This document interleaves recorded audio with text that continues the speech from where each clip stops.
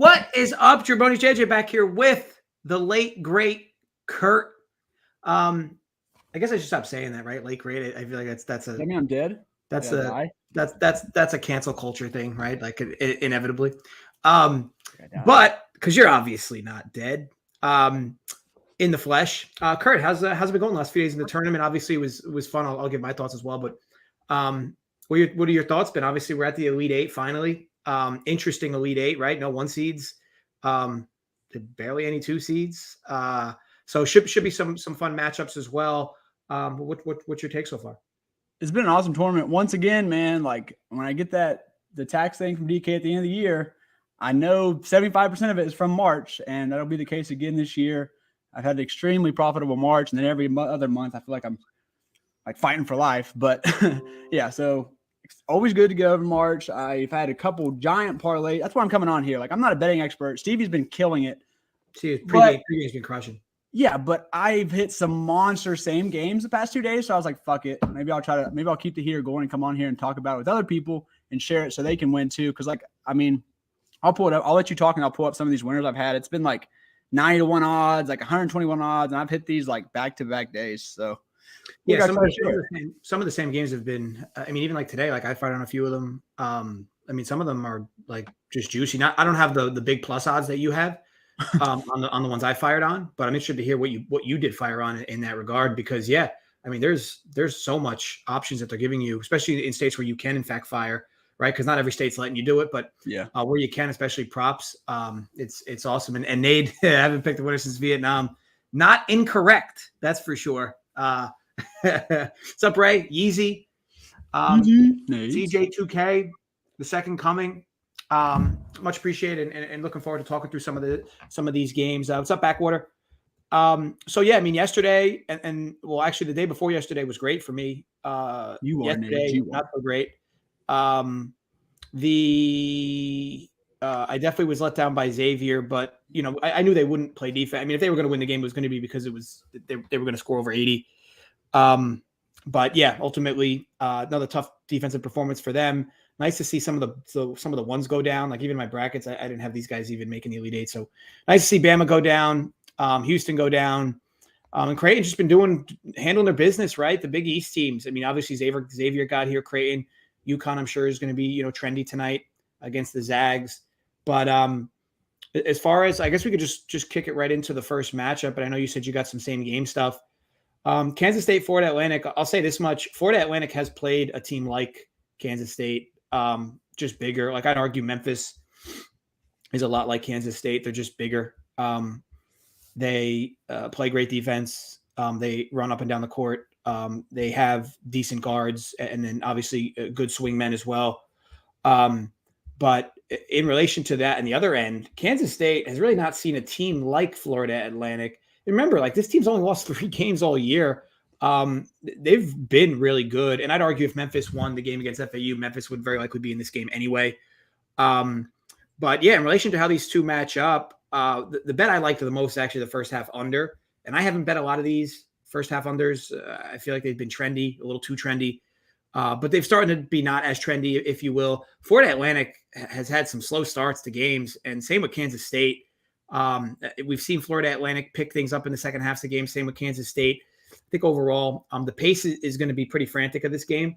But these teams also have very underrated defenses. And even look in the tournament, how these teams have fared defensively. Obviously, Kansas State gets into a shootout in the second half with Michigan State and then overtime. But outside of that, they've been containing really good offenses. And same with Florida Atlantic. I think people might talk about the guys that have been stepping up on offense for this team. But, I mean, you hold Memphis to 65. You hold FDU to 70, who was trendy. Tennessee to 55. I like the first half under here. Total number I got on. I guess you can get different numbers. 67.5 minus 112 FanDuel. Really like the spot. And then I'll talk on the same game parlay after you talk on yours, Kurt. So what do you like for this one? So I like that. I think people, I don't think it's going to overlook. They're not saying like FAU is bad on defense, but I don't think they realize how good FAU is defensively. Like, I mean, they defend guards. They held Jelly Walker into. They faced 2 of the top 8 guards in the country, I'd say, over the past month.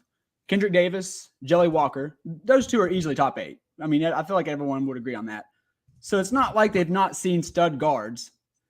So they have the ability to kind of contain these guys. They definitely contain the other two, but Noel can kind of get to the paint better than anyone in the country. So it will be a hard task today, but I do like the first half under. I will ride with you on that.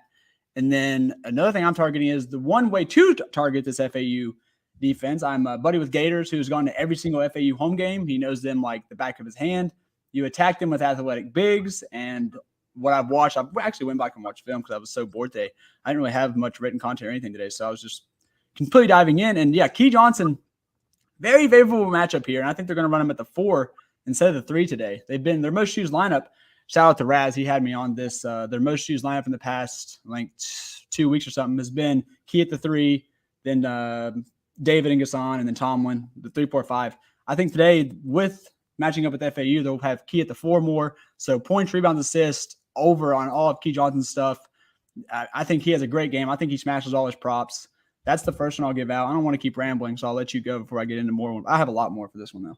What was that number? Points, rebounds, assists there. Let me go to my bets. Hold on. I think it was 25. 25. I got 25, and then I did over on his points too, 16.5. But it was mine. It's not plus odds. God, I have so many. I'm sorry. Oh, it's fine. More the merrier. Yeah, I just loved these props today, man. I think this game is, like I said, I was telling you like pre-show. I don't think they account for the boom rate on some of these. Like Landborg last night. Like they could not only beat these props, but you can get the alternate overs. And like if these guys crush, you can climb the ladder for sure. Yeah, like you have a 3-leg parlay with guys.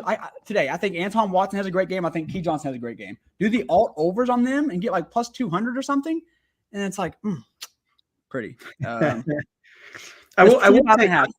will say, contrary to that, and it's always tough to trust it. And I guess if your guy knows FAU, it's always tough to trust FAU's rotations in certain respects. But Vladislav Golden obviously starts, big man. The dudes on the offensive glass have just smashed Kansas State. Oh baby! I think I didn't target his props specifically, but I did. So I'm interested in your thoughts on this same game parlay. It is Golden 12 plus points, rebounds, which I do feel pretty good if he gets at least 22, 23 minutes. And again, we talk about the rotations, and this game might run, which might relegate him to the bench, which is why I want your thoughts. But assuming that they want a big man that can get easy putbacks against a smaller team, Golden makes a ton of sense. 12 points in rebounds, and then Noel 5 assists. And then pair that with FAU plus 8.5. It's minus 110. So it's Noel 5 assists, which he's had 5 assists in 20 of 21 games. Golden 12 plus points, rebounds, which I already discussed the matchup advantage there. And then FAU plus 8.5 in a game that figures to play relatively close. Look, let's be honest, FAU can definitely win. So what's your take on that in Golden in general? I love that. And are you sure you don't want to do the Noel under again on his assist? Those posts are always money. I actually love putting them out. So it makes me laugh as I type them. You'll love what I have on Golden. I think he gets 8 and 8 here, and he, as far as like it becoming like an up and down game, he's not Oscar, but like as far as agility goes and stuff, Golden can move. He is a big stiff, but he actually can move a little. He can move just as much as Oscar can. And if Oscar was fine in this game, obviously the role is not as secure as Oscar, but I think he's definitely going to get 25 plus. Get 25 plus minutes again. I love 8 and 8 for him. Obviously, it's more than what you're asking. I think you can kind of go 2 ways. The minus 110, I love that. I'm also going to put that in after the show, but I'm kind of going for like plus 500 or more. Plus 500 or more. So I'm going him to get 8 and 8. Him to get, what was his alternate points, rebounds, prop? Let me see here. It wasn't even that high, Kurt. It really wasn't. No, I love him today. I'm telling you, man, if they give him 28 again, I don't think he gets 28. If he gets 25, I just don't see him not. Bigs versus Kansas State has been money lately, man. You can get 14 plus, like you can get 15 plus. I love points, rebounds, assists. Give me that minus 125, and then I also have the 16 plus. I think he gets 8 and 8. I think he gets 10 and 6, something like that. So, or you can just do individual points. I'm most confident in the points. I will say I'm most confident he can get me 10 points. But I also think he can get an 8 and 8 game. And by the way, Nate, if I'm ever posting about player props Just know it's a complete lie. I don't even bet player props. I can't even bet them.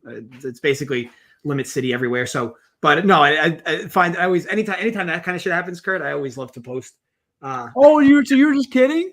Oh, 100% Joe. I can't even bet. Oh God, I'm an idiot. I was like, damn. I never would have bet either way, but wow. But look, I'm all for being self-deprecating. So people can get a laugh at my expense, all the power to it. And again, I love targeting those spots. Anytime somebody shatters a record, automatic. You can expect a tweet from me, automatic, that I had the under. So all right. So overall, though, how do you think the game flows? I know that ultimately we talked on some player props. Again, I do think FAU has seen a team like KSU recently, a team that runs up and down, good ball movement.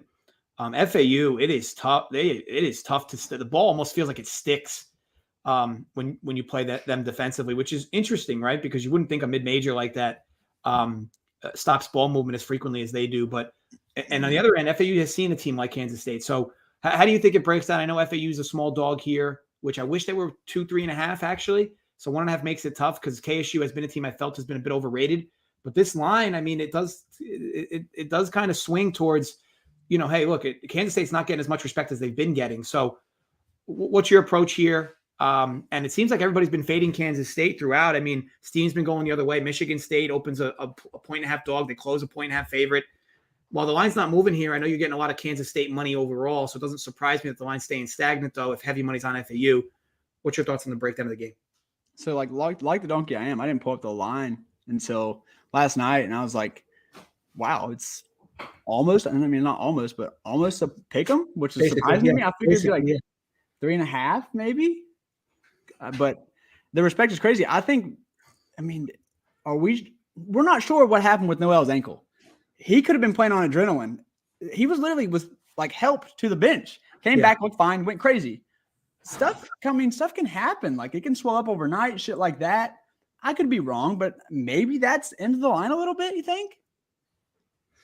I agree. Look at Dylan DeSue. And even Austin brings up a good point. What's up, Chris? Even Austin brings up a good point. We already talked about the lack of ball movement, how tough it is against this FAU team. But as we said, FAU is not going to play a team with as many long folks like this, and Tennessee doesn't move the ball well at all. Yeah. So I don't look at that as a separate matter. But I do agree that I think assists are going to be down for this team tonight. With that said, though, I'm not targeting any of his overs specifically at big numbers, but 5 assists I think he can still get as long as his ankle's not totally botched. He'll basically be in the entire game. So, but yeah, I agree. Should be a fun back and forth. Like I said, hoping for clanks the first half. Whatever happens in the second half happens.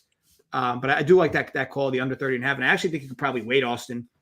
That number probably juices up a bit. No, maybe 31.5 before a game. I feel like people might be wanting to go back to that. Well, he's also, here's the thing. If he's in good form, like he's been shooting a ton. So like, I'd argue there, Austin, if you like his assists under, maybe try to see if that thing bumps to 8.5 because 7.5 is like minus 170. That bumps to 8.5, maybe fire under there. Especially if that's the main part of the cap, because if Noel decides he's going to start shooting more tonight, you could botch that under. You could botch that under despite his assists being like 7 or 6. So anyway, anything else you want to cover on this game, Kurt? Yeah, can I get under 17.5 points for Noel? Under 17.5. That is it's a lot. And then I think Desi Sills' line is a little bit lower because he got in severe foul trouble last game. So for same game parlays, I don't mind Desi Sills 8+, 8 over 8.5. I think Desi Sills can get 10 here because, like I said, all that attention will be on Noel, and Desi Sills won't get in foul trouble. We'll be able to have some open looks. Desi Sills over 8 or 10 points. That is yes, points. Like Jelly Walker went for 18 versus them. Jelly Walker shoots a lot more than Noel, almost just a little bit more, and then Kendrick went for 16. So. Yeah, I really like Kendrick. I really like Noel under 17.5. If you get 17 and 17 assists, I still win my bet. Don't care. Love it. Love it. We can move on to game number 2. Mini clash of the Titans, if you will. I will say this. This is a brutal matchup for Gonzaga. With that said, Bobby Hurley or Bobby Hurley, Dan Hurley leaves a bit to be desired this time of year. Not that Mark Few doesn't. Talent-wise, roster-wise, this is a brutal type of matchup for Gonzaga. Similarly, like Xavier was a tough matchup. Texas was a really tough matchup for Xavier physically. It's kind of that same thing here. Like Sonogo should be able to frustrate Timmy inside. And then the UConn is happy to run with teams that want to run. They're a super efficient offense, and they are very tough defensively. Gonzaga's just going to have to shoot really well tonight, which they can. They have guys that can. But overall, my favorite look in this game was just UConn first half. The reason why first half, we saw Gonzaga make necessary adjustments second half last game. I think it could happen again. Let's be honest. Like if you go through UConn's games and Gonzaga's games in this tournament, Gonzaga's consistently been starting slow, and UConn has just been out of the gates quick in these games.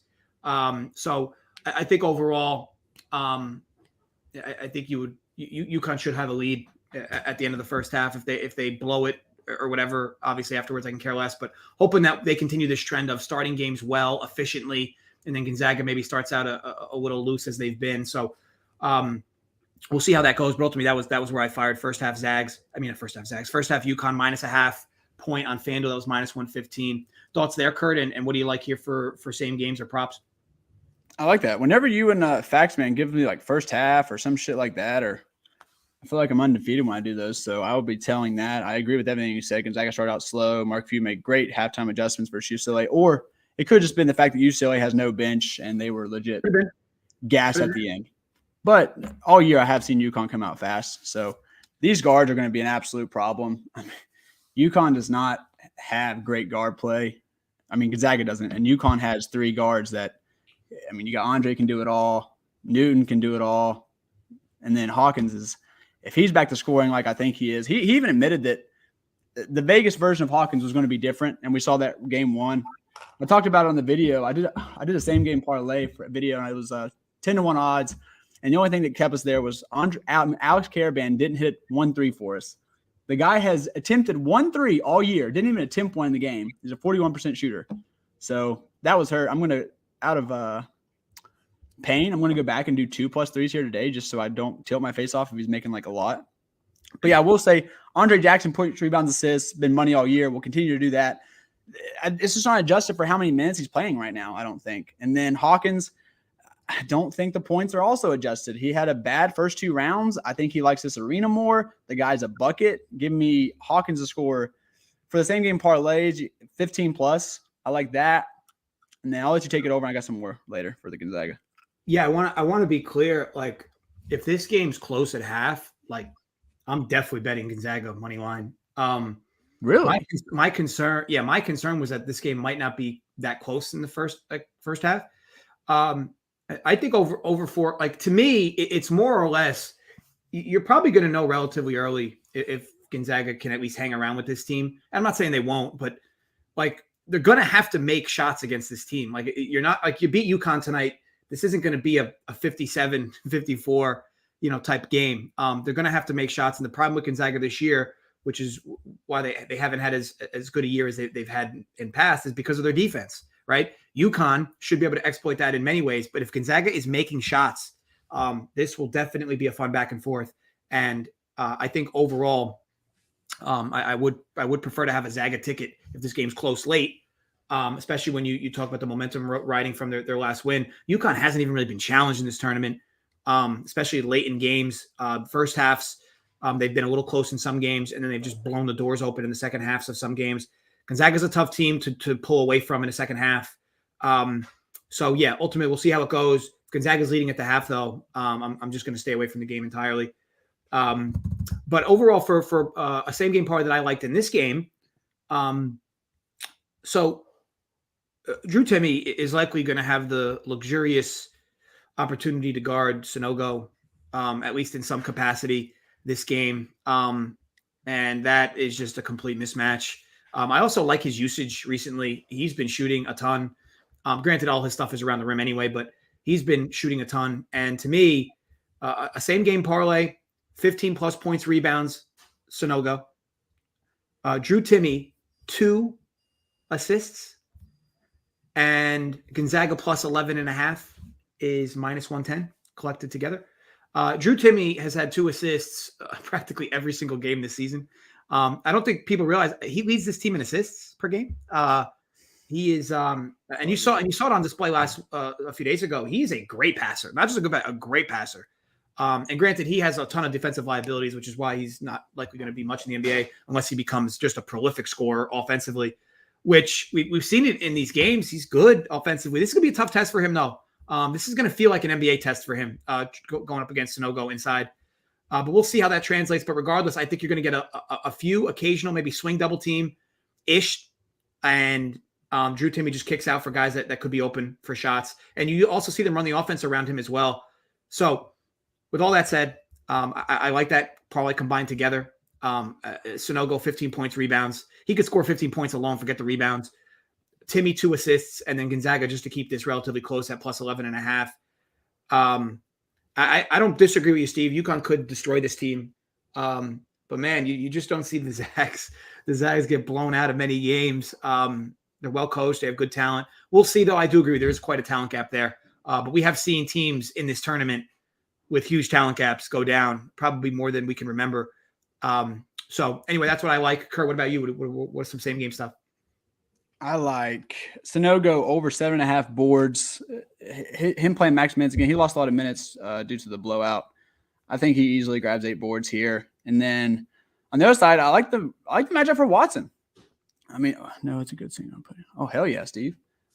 Yeah, I like Watson. All his props over. I think I had him to get 10 and 12. Caravan's not a bad defender, but I just think Watson's going to have to carry a little bit more of the load here. I love the assist call on Timme because I think he is going to try to drag out Sanogo a little bit away from the basket. That'll naturally kind of open up some spots for Timme to make passes and get assists. And to my boy Watson, who I really like. And let's see what else I got for this one. Watson was the main one, bro. I'm loving every single one of his props. His alt rebounds, his alt points. Points, rebounds, assists, or just really points? I'm doing all of it. Legit, all of it. I think he gets over his rebounds. I think he gets over his points, and the PRA I'm doing as well. And then, I think Austin. Just to answer your question, it's hard for Timme to get into foul trouble because he really doesn't play defense. So, of course he can, but he's also a pretty smart player. If you even look down his game logs, especially for a guy that's inside. As frequently as he is, he's fouled out 1 time this season. I think maybe not even. He fouled out 1 time this year.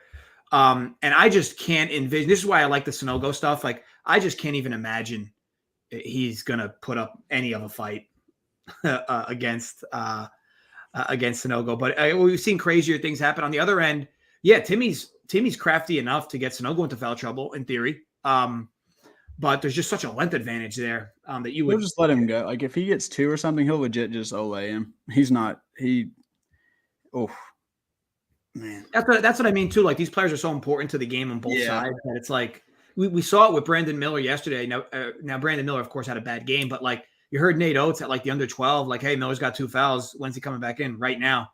So it's win or go home. He's coming right in. Mm-hmm. You would think that guys like Timme, especially Timme, like maybe not Sanogo because UConn's got depth there, at least a better depth than Gonzaga.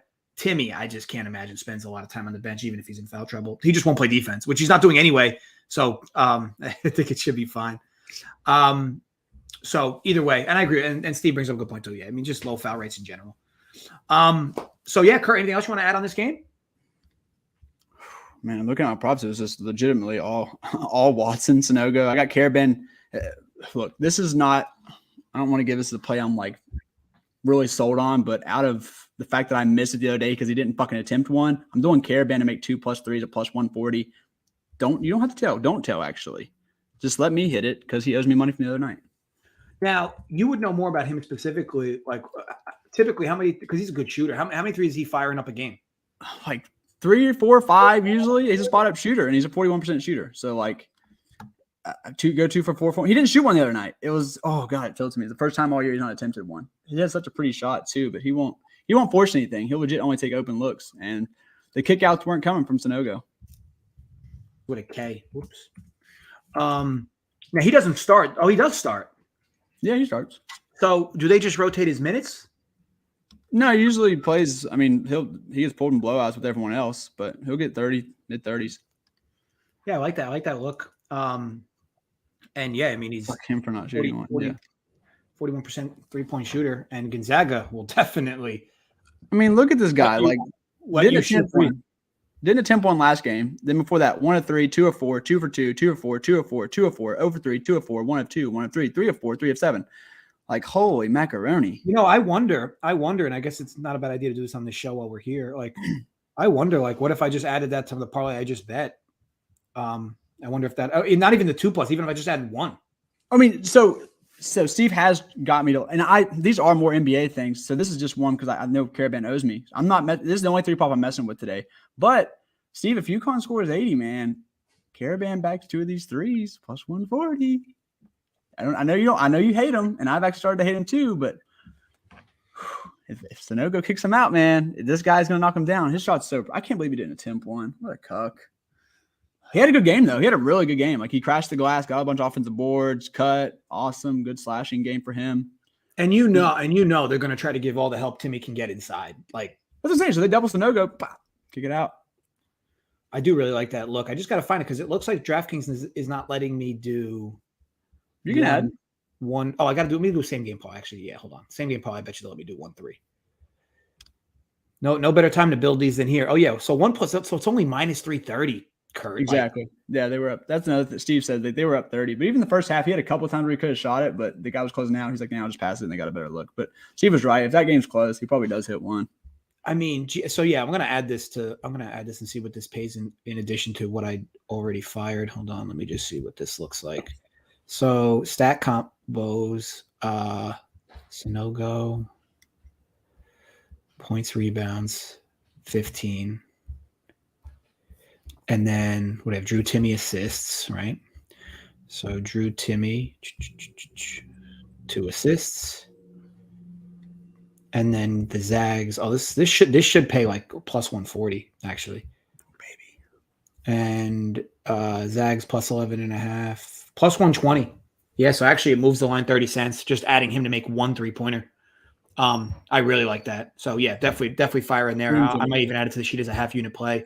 I know it puts a lot of pressure on certain things to go. I mean, I don't like to do these with this many plays, to be honest. But actually, if I think about it, I can probably remove the Sanogo play entirely because the Sanogo play is not moving the needle much anyway. So hold on. If I remove Sanogo, send him. Yeah, it's plus 110. If I remove Sanogo, it's plus 110. I mean, you're talking 1 3-pointer, 2 assists from Timmy. I mean, Jesus, that's juicy. And I can even take it to 12.5 at that point. Plus 105.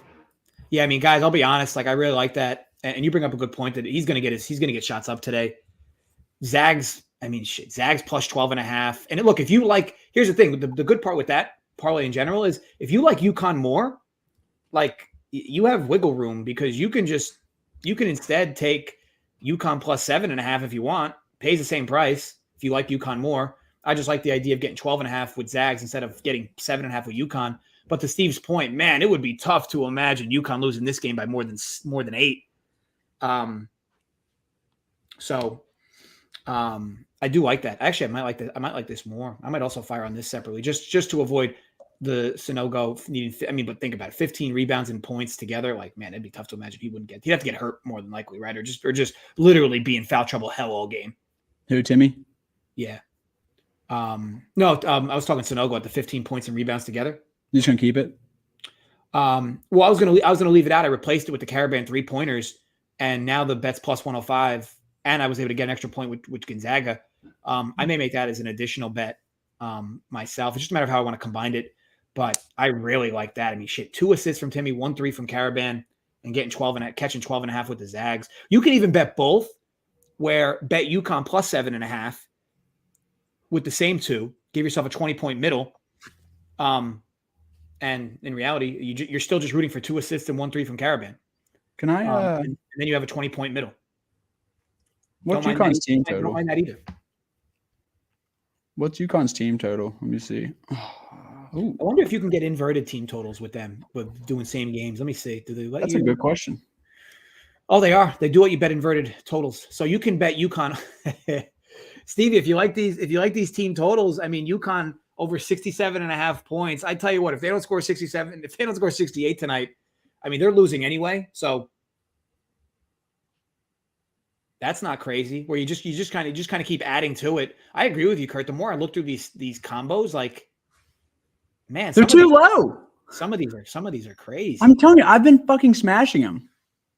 Like, knock on wood. Wait till you see the same game parlay I give out later. It's legit life-changing. 69.5 for UConn as a team. That's what I saw. That's what I was thinking about. That's what I was looking at. I was like, oh, 69 is attractive to me. I'll throw that in there. That's it. So that's plus 155. 1 Caravan 3, 2 assists from Timmy. Gonzaga plus 12.5, over 69. UConn team total. That's interesting. I wonder if, because you would think if I'm betting over UConn's team total, that would have more negative correlation, which would make the bet be better than a 40-cent move. Actually, it is moving 45 cents for a 525, so maybe there is some negative correlation there. Yeah, because I wonder if I was to take them over like 73.5. It's really not correlated that much. It's not moving as much as it should.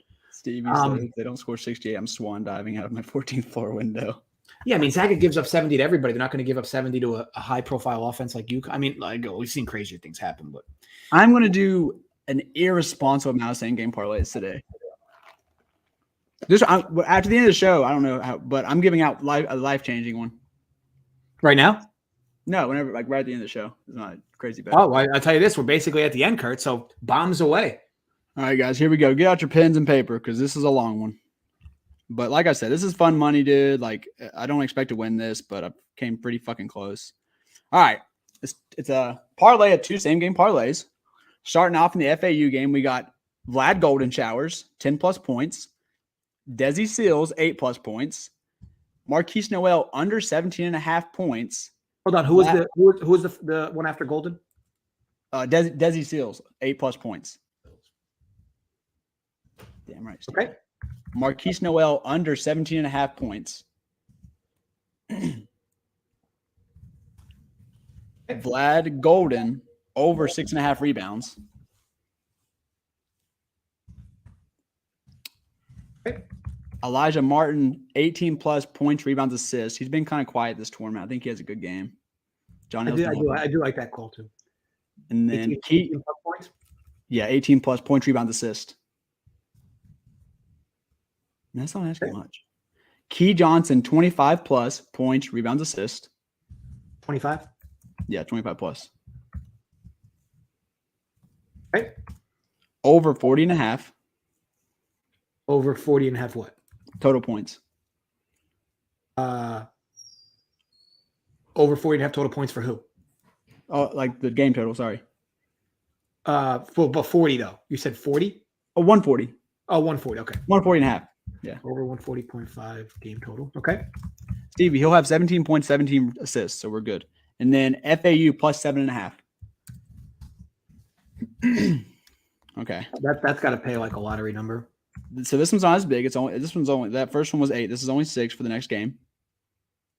When you say it pays 6 to 1? The first one, if you only do the first one, it's 40 to 1. But I'm parlaying both the same game parlays for mega odds. Oh, okay. So this bet that you just gave out is a plus 4,000? Yeah. But I did it separately, but I want you all to put it together. I'll type it out and they can combine it if they want. I like I said, this is this is life-changing money. Like if this fucking randomly hits out of like the grace of God, you're winning life-changing money. All right. 40. All right, this is only 6, Dunkles. Here, bear with me, because God forbid we don't give this out and it fucking hits. I'll be sick. Anton Watson, 12-plus points. Okay. Jordan Hawkins, 15-plus points. Okay. Alex Caravan, 2+ threes. Okay. Tristan Newton, 20+ points, rebounds, assists. I really am, Stevie. Okay. Under 160 points in the game. Now there's some correlation there. That's what. Yeah, that juiced the odds. And then I'm going Julian. I'm going Julian Strother for 2+ assists. But how about we take Timmy 2+ assists instead? Okay. Timmy 2+ assists. Yeah, and then all total together, guys. That'll be $13 to win 50,000. So how much does the second parlay pay? 90 to 1. Shoot. Altogether, it is 373 to 1. It's the under 160 that's doing you justice there. I'd be interested to see if you take that away, how those odds swing from 90 to 1, what they become. I think I did it, and it went to like 75 to 1 instead. It's actually not that much, to be honest. I would have expected it to move more. Yeah. So I would, I find, but that's why you're getting it, right? Because ultimately, when you bet this many overs in a game and then you bet a full game on this many player props over and a full game under, from the book's perspective, there is a certain point where you can't win it. Yeah. Can I say that I'm also betting these individual guys? So, like, don't be an idiot. If one of these props stick out to you the most, just bet one of them and have a profitable day. I will be betting all of them individually as well.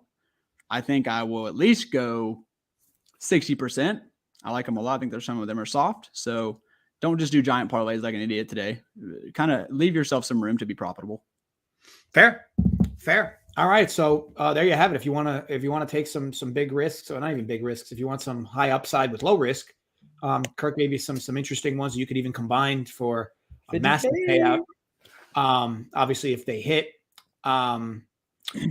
And I already mentioned, so I like the first half under in the first game, UConn first half in the second game. And then I made a few, 1-to-1 parlays as well. So yeah, ultimately got you covered. I mean, if you came in here looking for bets, you found them. So make sure you hammer UConn today. Yeah. Steve, hey guys, Steve's been hot. So he said, the boy says hammer UConn. Oh yeah. All right. So with all that said, gamble responsibly. I know that we've talked a lot on different bets and whatnot.